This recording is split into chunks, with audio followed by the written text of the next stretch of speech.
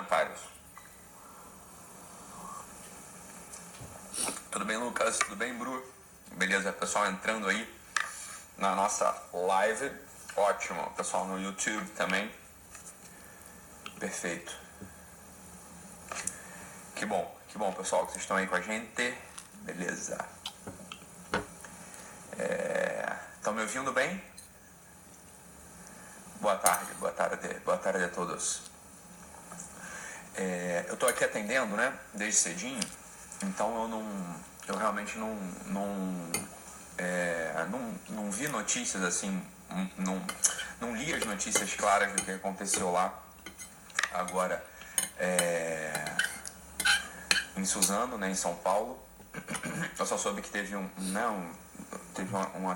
sei exatamente o que aconteceu, não sei que tiveram várias vítimas lá.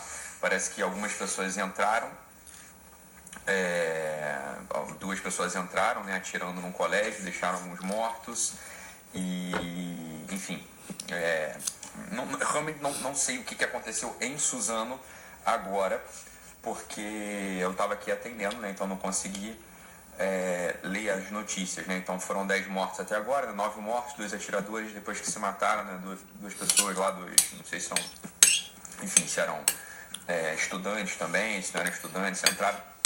Mas aqui vale uma coisa, né? Em primeiro lugar, né, meus sentimentos, as famílias, meus sentimentos da comunidade lá, né, de Suzano, etc. Mas aqui não estou falando para a família deles, né? Enfim, não sei se me ouvem ou se não me ouvem, né? Não sei. Mas o que acontece é o seguinte, assim, eu acho que vale a pena a gente fazer uma reflexão sobre esse assunto mais profunda, sobre a nossa própria alma. E um tipo de corrupção que pode ter entrado na gente, né? Que seria muito triste se isso acontecesse. Porque é o que acontece, né? A gente está acostumado a ouvir tragédias, né? A gente está acostumado a ouvir tragédias em tudo quanto é canto. Teve a tragédia de Brumadinho, depois teve a tragédia, agora essa tragédia. Sempre tem alguma tragédia que acontece na qual pode ser que tenham culpados, né? Então, assim, lá Brumadinho, óbvio, né? Tiveram aqueles engenheiros, sei lá, teve o pessoal da empreiteira. Agora, né? Tiveram esses 2 atiradores e aí pode ser que, olha só, pessoal, é uma coisa que vale a pena a gente analisar a corrupção que pode ter entrado na nossa própria alma, o que seria muito triste pra gente, né? Que é o seguinte, quando a gente está diante de uma situação dessa, a gente tem 2 opções, né? A primeira opção é a gente se revoltar contra os atiradores e uma outra opção é a gente de fato se compadecer e olhar, né, se compadecer da família, se compadecer daquelas pessoas, daquelas vítimas e por aí vai, né? O que acontece? Quando a gente é um movimento normal, um movimento natural, que a gente vê muita gente, né, muita gente tendo, muita gente cultivando, né, uma certa revolta contra o mal, né, uma certa revolta contra os atiradores, uma revolta contra os engenheiros, uma revolta, né, contra os empreiteiros, uma revolta contra os culpados, uma revolta contra os criminosos. Deixa eu apontar pra gente aqui uma coisa, né? Quando a gente, em primeiro lugar, o primeiro movimento que aparece na nossa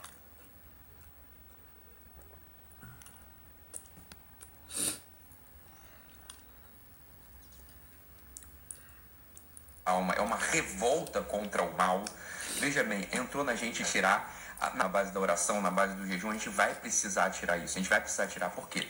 Porque revoltar-se contra o mal, olha só, isso parece um paradoxo, mas quando a gente, o primeiro movimento que aparece é a revolta contra o mal, o que está acontecendo da gente, a gente não sabe, mas o que está acontecendo da gente é um culto a esse mesmo mal. A revoltar-se contra um poder, revoltar-se contra um certo... contra um dominante, né? Revoltar-se contra um poder dominante, de algum modo, é você dar atenção a esse poder dominante, é você ceder a esse poder dominante, é você, de algum modo, cultuar esse mesmo poder, e você, olha só aqui o que está o elemento de corrupção que é dentro da gente, é de algum modo a gente querer ter um poder análogo, para que a gente possa reformar o mundo, e aí que está o ponto, né? Aí que está o ponto central. O ser humano, ele não nasceu para consertar o mundo, o ser humano, ele não tem meios de ação para consertar o mundo, o ser humano, ele não tem tem meios de ação para acabar com o mal no mundo. Isso não tem, a gente não tem acesso a esse tipo de coisa. Está escrito já há anos, está escrito há milênios, né? Quer dizer, pobres sempre terão convosco, né? O mal é o príncipe do mal, quer dizer, o mal de algum modo é o príncipe desse mundo. Quando a gente, de fato, quando a gente olha para uma situação dessa e o primeiro movimento que aparece dentro do nosso peito é um movimento de revolta contra o mal, leia bem o que a gente está tendo. A gente está tendo um tipo de vaidade. Eu sei que é duro, né? Eu sei que talvez não fosse, né? Eu falo mais uma vez, eu não estou falando para a família do pessoal, né? Eu não estou falando para a família desses alunos, né? Para aqueles alunos, mas o primeiro movimento, né? Que deveria aparecer dentro dos nossos corações seria um movimento de compadecimento com aqueles familiares, seria um movimento de oração, um movimento de prece, né? Seria um movimento de tentar encontrar um conforto para aqueles familiares, um movimento de tentar se compadecer daquelas vítimas e por aí vai, né? Esse que é o ponto central. Então aqui o pessoal fala, né? A frase, né? Ele está falando aqui, a frase quem cala consente, mas ninguém está falando de calar, né? Pelo contrário, a gente está falando absolutamente de calar, a gente está falando o quê? De fazer oração por eles, a gente está falando de se compadecer deles, é disso que a gente está falando. O que adianta, aqui que está o ponto, né? O que adianta você se revoltar contra o mal desses sujeitos aí que fizeram esse crime terrível, né? Veja, não é um elemento de revolta, né? Assim, provavelmente você não está numa posição, né, como eu, de tomar as medidas cabíveis, né? A gente não está em posição nenhuma disso, né? A gente não tem a gente não está nessa posição no mundo. Qual que é a nossa posição? Esse que é o ponto. Nós somos espectadores, no final das contas, dessa situação, né? A gente é espectador dessa situação, né? A gente não é o delegado, né? A gente não é o investigador, a gente não é o pai dessas criaturas, a gente não é. A gente vai fazer o quê? Né? O elemento que... Esse é só um ponto de reflexão. É só um ponto de reflexão, né? Que aparece a partir de um certo desejo, uma certa obsessão de onipotência, uma certa obsessão juvenil, né? Muitos jovens têm isso, e a gente pode caminhar com isso pela vida adulta, né? Um desejo de reformar o mundo, um desejo de mudar o mundo. Sempre que aparecer alguém que venha com essa ideia, né, de que eu tenho uma ideia para mudar o mundo, já pode ter certeza na tua cabeça, né? Esse sujeito, no final das contas, ele não tem preocupação nenhuma com ninguém, é um sujeito absolutamente egoísta, é um sujeito que só pensa em si, um sujeito que está massivamente incomodado com uma injustiça que ele acha que ele sofre, não é verdade? E pronto, né? E é isso que acontece. Esse é o ponto lá da vida dele. O sujeito que quer, um adolescente, né, que quer mudar o mundo, isso é uma bobeira sem fim. Que meios de ação um adolescente tem para mudar o mundo? Nenhum ser humano tem meios de ação para mudar o mundo. Nem o Donald Trump tem meios de ação para mudar o mundo. A gente tem meios de ação muito limitados. O meio de ação do ser humano é muito limitado. É muito limitado. Então, quando aparecer na tua cabeça, né, esse desejo de mudar o mundo, você pode investigar dentro de você que tem um elemento de corrupção grande, que vem da vaidade, vem de uma soberba, vem daí a coisa, né? A coisa vem em geral daí, né? Não vem de outro lugar.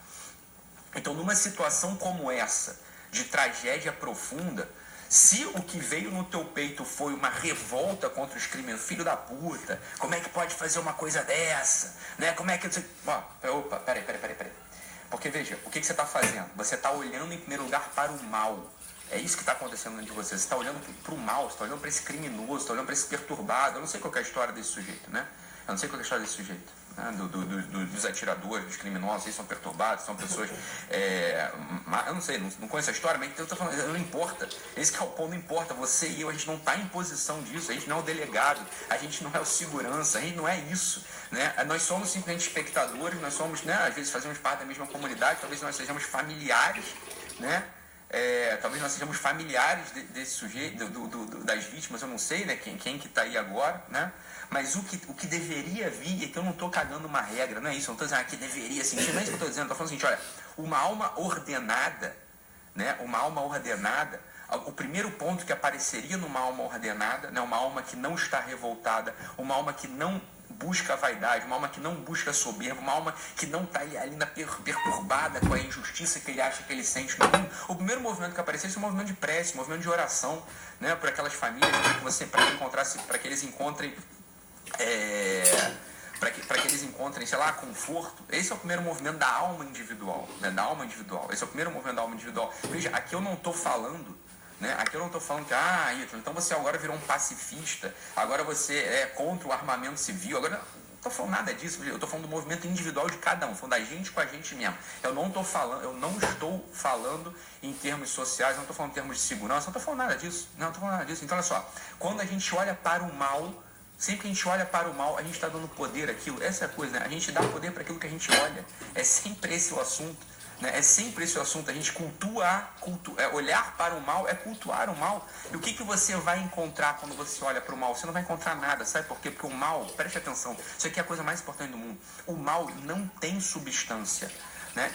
Tanto filosoficamente, teologicamente, né? O mal não tem substância. O que é o mal? O mal é a ausência de bem. Então você vai olhar para o mal, você nunca vai encontrar nada, você vai sempre encontrar um vazio que te puxa mais para dentro dele. É isso que você vai encontrar quando você olha para o mal. Não adianta olhar para o mal. Não adianta você olhar para o mal e se revoltar contra o mal. Esse é o ponto. Não adianta. Quando você olha para o mal e você se revolta contra o mal, vou te dizer o que acontece com o teu espírito, vou te dizer o que acontece com a tua psique. Você vai ser sugado lá para dentro, você vai se contaminar com aqueles elementos também. Você vai ser privado do bem naquele mesmo momento que você olha para o mal e você revolta ao mal. Não adianta você fazer isso. Esse é o ponto. O que você vai fazer psicologicamente, espiritualmente? O que se faz quando a gente quando a gente se depara com uma situação de mal, né? E a gente não tem meios de ação, né? Por exemplo, nesse caso aí de Suzano. Você vai cultuar, você vai cultivar elementos benéficos. É isso que você vai fazer dentro de você. Você vai cultivar os elementos da compaixão, os elementos da piedade, os elementos da prece, os elementos das boas vibrações. Se você não tem oração, tanto faz, né? Mas você não vai cultivar os elementos do mal, os elementos da revolta. Isso é uma grande bobeira, né? Essa grande bobeira, quando um sujeito olha para uma situação dessa, por exemplo, fala assim, ai, onde é que está Deus? Né? Onde é que está Deus? O que Deus tem a ver com essa história, meu filho? O que Deus tem a ver com essa história? Não seja tolo, não seja inocente, não queira justificar. Esse é, em geral, esse ponto, né? Não queira justificar, né? Não queira justificar uma implicância que você tem já contra Deus, né? Porque você está olhando um mal no mundo. Deus não tem nada a ver com essa história. Isso aqui é ação do homem. Isso é ação da corrupção do homem, da loucura do homem, da revolta do homem. Não tem nada a ver uma coisa com a outra. Um homem de fé, uma pessoa de fé, o que vai fazer? Diante de uma situação dessas, né? Uma situação dessas de crime, uma situação dessas de fome, uma situação dessas de tragédia, o que um homem de fé vai fazer? Um homem de fé, ele vai orar para que Deus dê conforto para a alma daqueles sujeitos, né, que estão padecendo. É isso que vai fazer. A coisa no final de contas é muito simples. A coisa no final de contas é muitíssimo simples, né? Não tem mistério. Rigorosamente não tem mistério, né? Não tem mistério. Quando a gente está numa situação dessas de mal, numa situação dessas de crime, numa situação dessas de tragédia, em vez de olhar para essa situação e aumentar ainda mais a tragédia, aumentar ainda mais a dor, né? Aumentar ainda mais a tragédia, aumentar ainda mais a dor. Um homem de fé, uma mulher de fé, uma mulher que está procurando a ordem do seu espírito, uma mulher que está procurando a ordem do seu espírito vai, né, vai usar os seus elementos de prece, os elementos, né, os elementos de fala para aumentar o bem. É assim que a coisa vai funcionar, né? É assim que a coisa deveria funcionar. Então, se você notou, né, dentro do teu espírito, se você notou dentro do teu movimento psicológico primeiro, se você notou dentro do teu movimento mental, o primeiro lugar foi a revolta contra aquele sujeito, né? Você provavelmente você tem um espírito desordenado. Você tem um espírito desordenado que está te levando à infelicidade, né? Que vai te levar à injustiça daqui a pouco, vai te levar à injustiça. E aí a gente tem que examinar, tem que fazer uma autoanálise, a gente tem que examinar a gente mesmo. O que está acontecendo aqui comigo? O que está acontecendo comigo? Opa, peraí. Né? Eu já vou te dizer, né? Eu vou te encaminhar aqui a coisa, né? Você vai ver o seguinte, olha, você provavelmente cultua ainda dentro de você um desejo de reformar o mundo. Você cultua ainda dentro de você um desejo de mudar o mundo, de fazer com que o mundo tenha a sua imagem e semelhança. Agora olha o que acontece, né? Você ter o desejo de melhorar o mundo, isso só acontece no capítulo 2, porque no capítulo 1, o que vai acontecer? Para você mudar o mundo, você precisa de poder, né? Você precisa de poder. Então, esse desejo de reformar o mundo, esse desejo de melhorar o mundo, ele passa a ser um desejo secundário. O primeiro desejo, no final das contas, é um desejo de acumular poder. É um desejo de acumular poder, né? Então, você cria uma obsessão pelo poder. E aí, o desejo de poder, ele vira aquilo que você vai cultuar no teu coração em primeiro lugar. Você vai precisar sempre mostrar que tem mais força do que o outro. Você vai precisar sempre mostrar que canta mais de galo do que o outro. Você vai se articular de modo escuso muitas vezes. É isso que acontece com esses movimentos revolucionários todos, né? O que é o comunismo no final das contas? O comunismo no final das contas é isso. Você pode até, olha, lá na origem, né, um adolescente que virou comunista, até queria mesmo, óbvio, né? Ele, no final das contas, ele acha que ele quer a justiça no mundo, no final das contas, a única coisa que ele quer é se sentir menos injustiçado, né? E ele entra no movimento revolucionário, que o movimento revolucionário não está nem aí, no final das contas, para a injustiça no mundo. O movimento revolucionário, o que ele quer? O que o movimento revolucionário quer? O movimento revolucionário, ele quer acumular poder. É sempre isso. Né? É sempre isso. E aí, claro, às custas de acumular poder, as maiores barbaridades vão acontecer. Né? E aí, claro, aquele desejo no mundo melhor, ele fica sempre em segundo lugar. Porque aí o genocídio, por exemplo, o genocídio chinês está utilizado, né? As prisões, as decapitações, e, enfim, os fuzilamentos cubanos estão justificados e por aí vai. E por aí vai. O movimento revolucionário, ele pode ser que ele vai nascer de um símbolo benéfico, mas se você olhar o movimento psicológico, o movimento espiritual interior daquele sujeito, ele é sempre corrompido. Nunca é, na verdade, mesmo um sentimento de si próprio. Sempre contra si próprio. O que a pessoa que se revolta numa situação dessa, por exemplo, de Suzano, né? Uma situação de Suzano, o que essa pessoa tá pensando? Porra, podia ser comigo, podia ser meu filho, puta que pariu, que coisa absurda, que filho da puta, não sei o quê. Esse é o inverso da empatia. Olha só, a empatia é você se colocar, né, no lugar do outro, você se colocar no lugar do outro para aliviar o sofrimento dele, não para sentir lá, né, a revolta. Você se botar no lugar do outro, não botar o outro no teu lugar. É o inverso a coisa, né? Isso aqui é uma inversão revolucionária do pensamento. É uma inversão revolucionária do pensamento. O que você está fazendo? Você não está, no final das contas, indo lá, né? Quando você se revolta contra o mal, você não está indo lá, você não está indo lá no coração do outro e colocando o teu amor no coração do outro. Quando você se revolta contra o mal, você está botando, né, aquela dor no teu coração de modo egoísta. No final das contas, é um egoísmo isso. A revolta contra o mal, nesse sentido, ela é um egoísmo. Você não tem meio de ação para matar o mal, você não tem nada disso, né?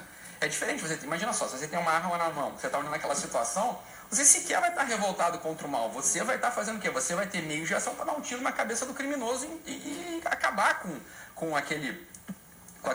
o genocídio. Ali não foi um genocídio, né? Para acabar com a tragédia. É muito mais prática a coisa, né? Um sujeito que tem meio de ação, ele não precisa ter revolta. Um sujeito que tem meio de ação, ele não tem revolta. O sujeito que tem meio de ação, ele tem um compromisso. O sujeito que tem meio de ação, ele tem um dever, né? Então, se eu sou um segurança, né? Não falei que é culpa do comunismo, meu amor. Eu não falei isso. Você está entendendo tudo errado, né? Eu estou usando o comunismo como um exemplo de pensamento revolucionário. Não tem nada a ver uma coisa com a outra, né? Você que não está, você que está aí afetada e está entendendo errado. A pessoa escreveu aqui na live, bobeira, né? Não tá prestando atenção no que eu estou falando, né?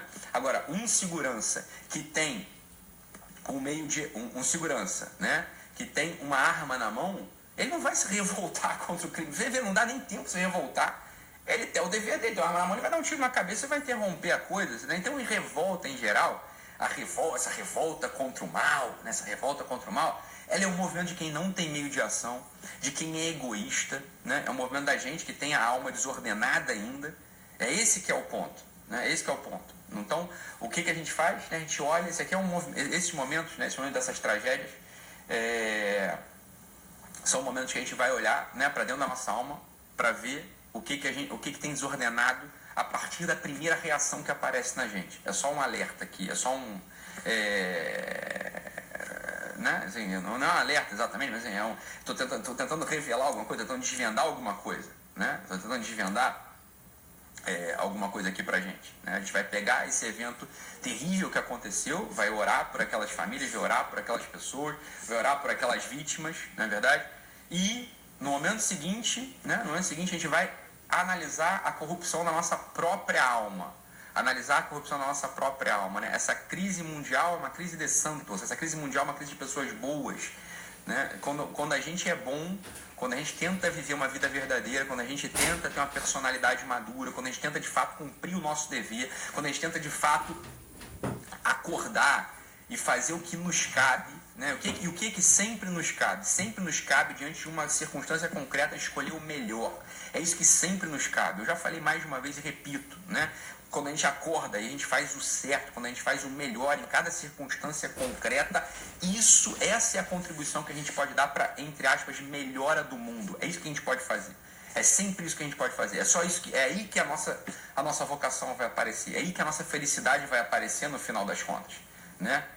E aí aqui tá, olha só, boa Beatriz, né? E se você fosse a mãe da criança morta, como seria o pensamento? Olha, ali você vai ter um revolvimento afetivo tão grande que só um idiota podia cagar uma regra de dizer como é que uma mãe dessa vai se sentir, né? Você não vai falar nada. Uma mãe dessa ela pode se revoltar, ela vai falar o que ela quiser, né? Pronto, acabou, simples assim, Beatriz, né? Claro, uma mãe que perde uma criança morta dessa, você não vai, pelo amor de Deus, só um idiota ia cagar uma regra, não, mas que absurdo você se revoltar. Fala, como assim absurdo? Pelo amor de Deus, né? Uma situação hedionda dessa, uma tragédia dessa, deixa lá, vai aparecer um sentimento no coração daquela mãe que ninguém pode controlar, né? E pronto, acabou, simples assim. A gente vai dar o acolhimento, não vai falar nada, né? Vai rezar por aquela pessoa, vai orar por aquela pessoa e pronto, né? E pronto, simples assim.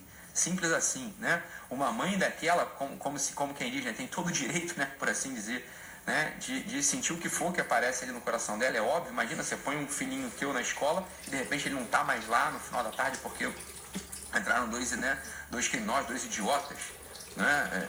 E fuzilaram, não sei, qualquer história, né? É claro, uma mãe, não tô falando da mãe, foi o que eu falei aqui desde o início, eu falei, eu não estou aqui, né, nessa live falando para os familiares, não é verdade? Para o familiar, para a mãe daquelas crianças é outra história. Eu estou falando aqui para a gente, né? Nós não tínhamos meios de ação, a gente não era nem o segurança, nós não somos familiares, né? Então aqui eu estou olhando para a gente tem um certo distanciamento da circunstância. A gente não está dentro dela, a gente não vivenciou aquilo, né? A gente não vivenciou aquilo, é óbvio. É claro, uma mãe daquela, pelo amor de Deus, como é que você vai? Você não tem nem que falar, né? Você vai orar por aquela criatura, você vai rezar por aquela pessoa, pronto, é o que você vai fazer, acabou. Né? Agora, nós não somos familiares daquelas crianças, nós não somos o segurança do colégio, né? A nossa dor, é isso que eu estou dizendo, a gente tem que buscar a ordem do nosso espírito, a gente tem que buscar o amadurecimento da nossa personalidade. Aqui que é o alerta, a nossa dor ela tem que se desenvolver para aquele lado da compaixão, para aquele lado da prece, para aquele lado do amor. Quando a nossa dor ela vai para aquele lado da revolta, a gente está indo, é isso que eu estou fazendo, a gente está indo para o lado do egoísmo, para o lado da vaidade, para o lado da soberba, a gente está indo para o lado da desordem, que não edifica o nosso próprio espírito, que não edifica a nossa própria personalidade. Esse é o ponto, né? É claro, daquela mãe, daqueles pais lá, bora, né? Ninguém vai falar nada, pelo amor de Deus, ninguém falaria absolutamente nada, né? Ninguém falaria absolutamente nada. Agora falando da gente, né? Acalma a revolta. A revolta, ela só revela um movimento desordenado do nosso espírito, né? A revolta, ela revela simplesmente um movimento egoísta, a gente também está se sentindo injustiçado. Isso é a última coisa que tem que aparecer diante de uma dor profunda dessas daqueles familiares. Esse é o ponto. Tudo nesse mundo tem ordem e medida. Tudo nesse mundo tem graus, né? A verdade tem grau, tudo tem grau. Tem um grau hierárquico, as coisas têm um grau hierárquico. Né? Então o que a gente vai... Nós estamos longe da situação, nós é que temos que suportar aquelas famílias através, né, das nossas boas vibrações, do nosso,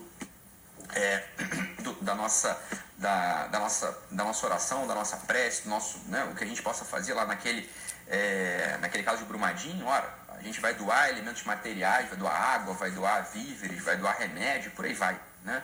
Então é isso, pessoal, né? Lamentando profundamente aqui esse evento, né? Então, eu lamento profundamente. Vamos, né? A gente vai se unir em oração aí por essas famílias para que eles encontrem conforto, né? Para que eles não desesperem e para que eles cresçam no final das contas em amadurecimento a partir dessa tragédia. Então é isso, pessoal. Fique com Deus.